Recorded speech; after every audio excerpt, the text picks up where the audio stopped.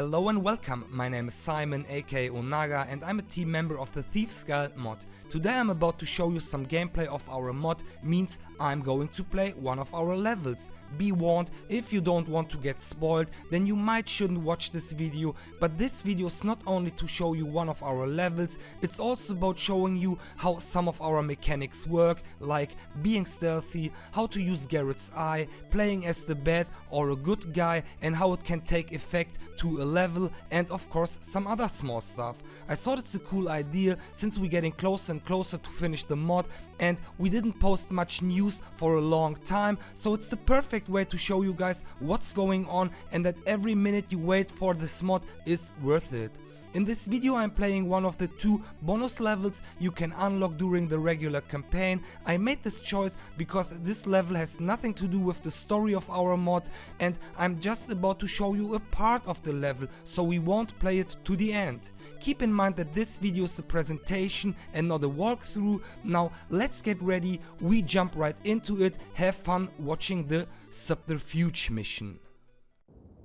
Because this level is different from the main campaign, you awake in your own apartment. As you can see, from here we continue to the dining room where you can see the table with a tool and a weapon on it. It depends on the level if you get weapons and tools or if you won't get them. So let's pick up what we got and see what else is on the table. It's our quest book you should read, since you get all the necessary informations you need. Let's take a look at it. My fancy sent me on this mission. He told me about something interesting going on in the villa on Saint Dimas Street. He told me I should find a housemate named Rosaline. She has an interesting request. Your mission: go down to Saint Dimas Street and enter the villa through the main gate. Find Rosaline, the maid, in her quarters. She's waiting for you. Her room is down the right wing of the villa near the kitchen.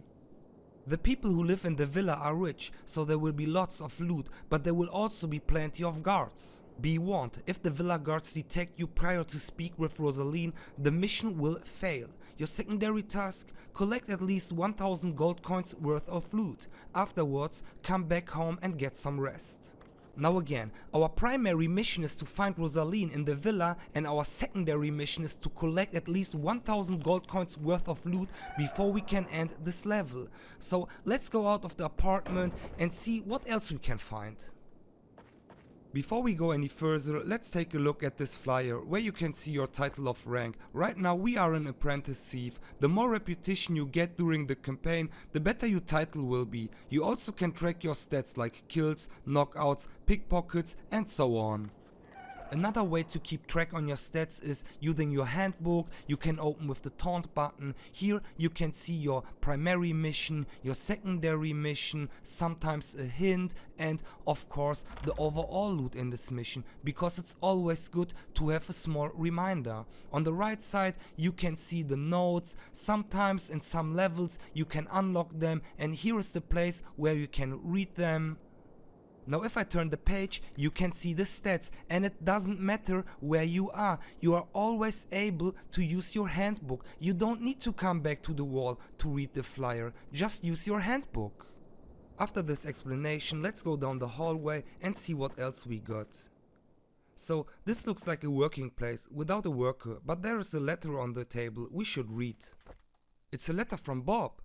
What a hectic day. The owner of the villa down on Saint Dimas Street is not home tonight.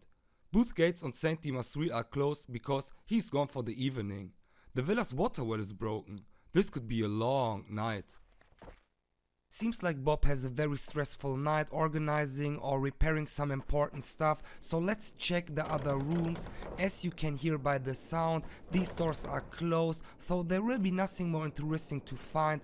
Let's go down here and there you can see a window with the outside area, means you now have to be very careful with everything you do. At this point I start to crouch to avoid noise from steps, which can cause big problems for us. And there it is, our first problem. It's a guard right in front of us. So what we're doing here, we hide behind this fountain and we take our time to investigate the area and to investigate the movement of the guard, like where is he going, how much time do we have to, for example, sneak by or to pickpocket him. This is all that matters right now. But this area seems to be pretty dead. The guard has a very short route, he doesn't do very much, and if he comes closer you can see on his right side he's carrying a small bag that we can pickpocket from him. So we are going for the pickpocket. Let's be very fast, empty the hands and pickpocket him. You can only pickpocket while having empty hands, and as you can see we got a key from him. So what do we do with the key? Right, we can open doors or treasure chests, depends on it, but this door doesn't seem to work, so we are searching another keyhole. Maybe we have more luck on this side, but as you can see there is another guard in front of us, but there is also another lock on the door where the key might fit. Now you have to make a choice. You have your dagger, you can use it, just go for the kill, it's no problem. Pick up the dead body and hide it. But are you really that bad? I mean, you stole the key, so why don't we try it out? And this is what we do right now. As you can see, it worked. So maybe it's a better and safer way to come to the next area. Just always keep in mind that you can miss lots of good stuff, like this glyph power or this beautiful treasure chest we can pick lock using our lockpick. Now I'm going to show you how it works with the lockpick.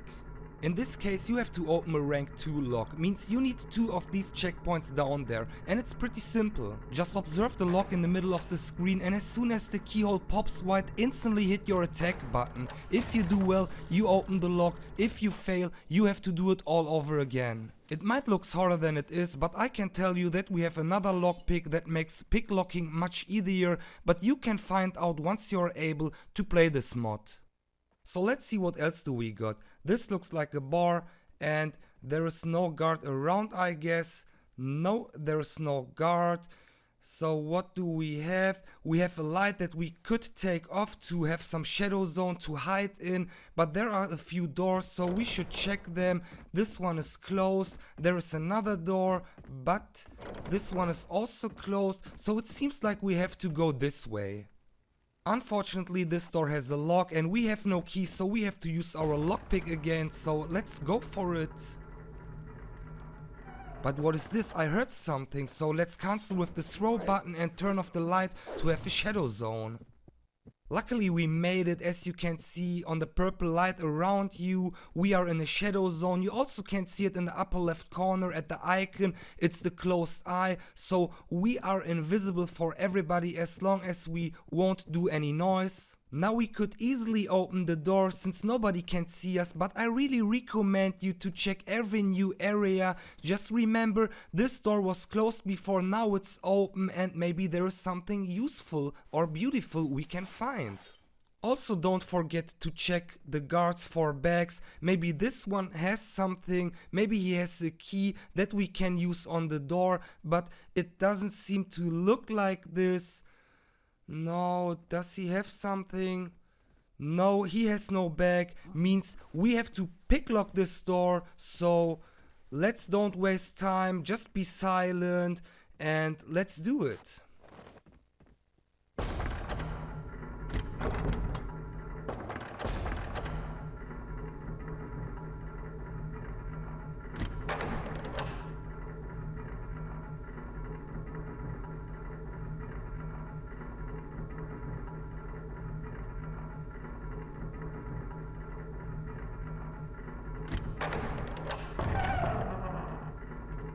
Our first attempt failed, but we did good at the second one, so let's see what the guard is doing.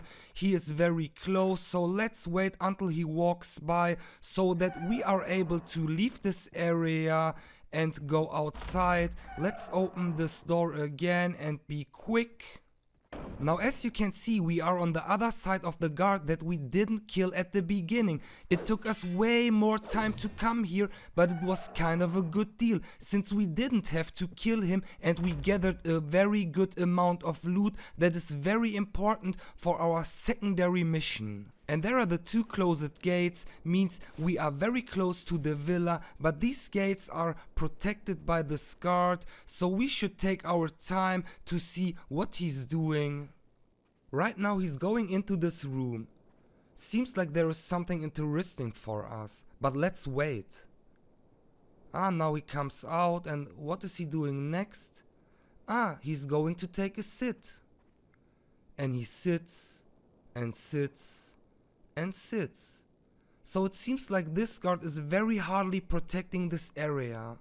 At this point, let me show you guys an example of how it can be to play as the good or the bad guy. Let me do a quick save here. First, we are going for the kill. Yeah, we are going for the fucking kill, so let's just wait for the right moment.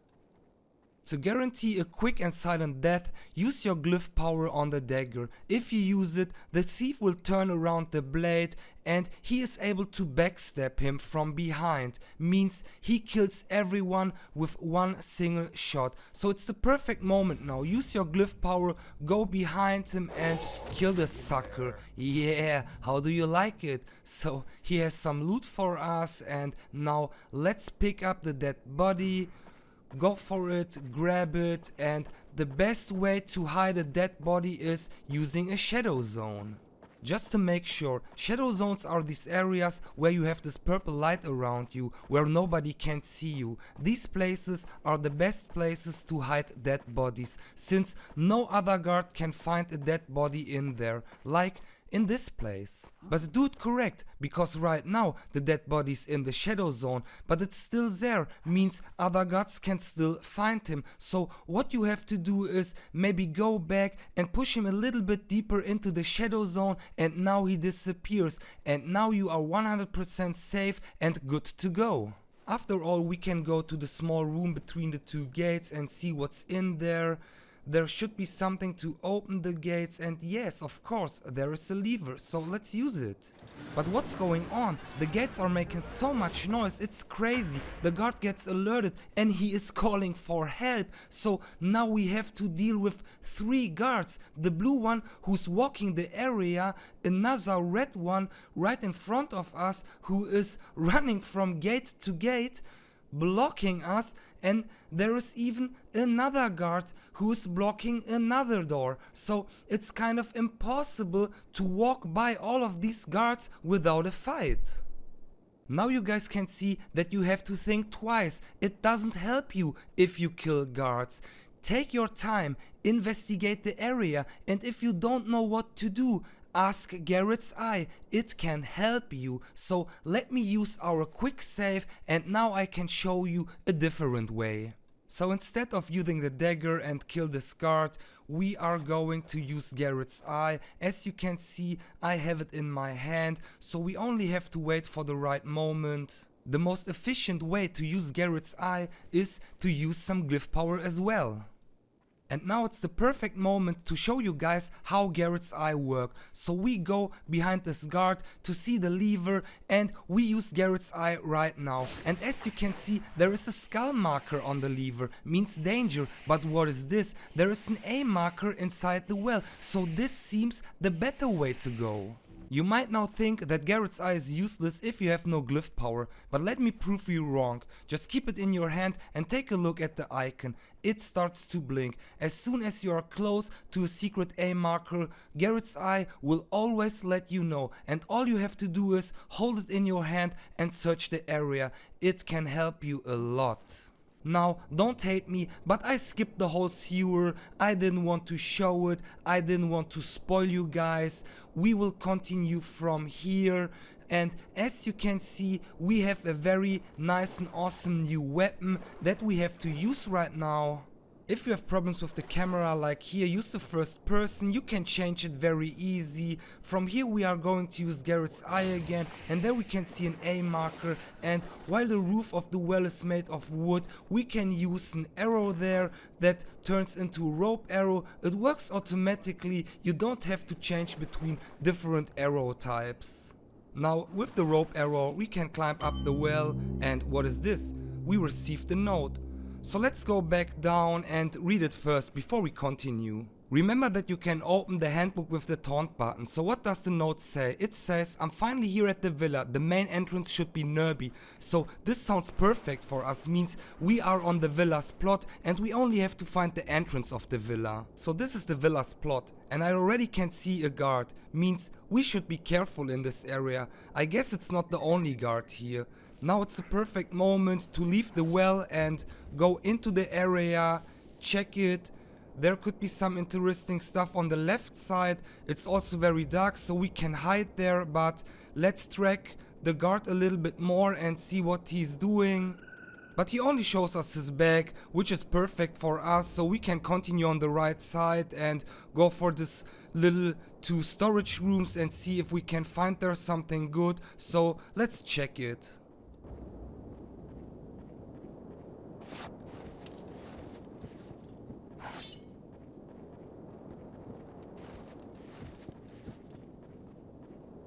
We found some nice stuff there and the guard is already walking to the other side of the plot, means we can check the warehouse and there is another guard. But at this point, let me show you guys an example of how smart you have to think. Just look up there. Now, can you imagine what to do? I guess you do. But anyways, I show you this place because you get no help here. There is no hint. And even Garrett's eye won't tell you about this place. It all depends on you and how much time you spend to investigate an area to find these kind of secret spots.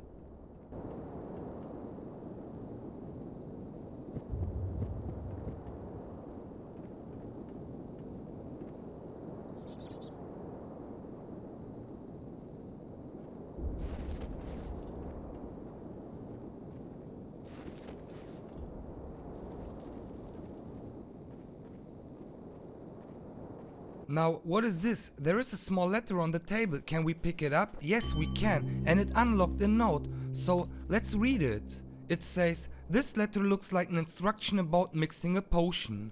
Now, what happened here? You found an item. It's a page of a book. And you have it in your inventory. But you can't hold it in your hand like a tool, a weapon, or a key. So, it's still in your inventory. And this doesn't mean it's useless. It is very helpful and you can use it, you just have to find the right spot. So in this case, it's a book. So what I want to tell you is that we are using these kind of items. You have it in your inventory, but you can't use them in your hand. You just have to find the right spot where they belong to, until you can use them. Another good hint is to hold crouch while you are jumping from higher places. If you hold crouch, you will land without no noise. So this is perfect for us. We didn't check this warehouse, so let's take a look at it. And there is an oil bottle we should take with us. It's very important. These oil bottles are very helpful and there you can see the villa. So let's go there. We are finally at the villa. We just have to enter it. So let's do it.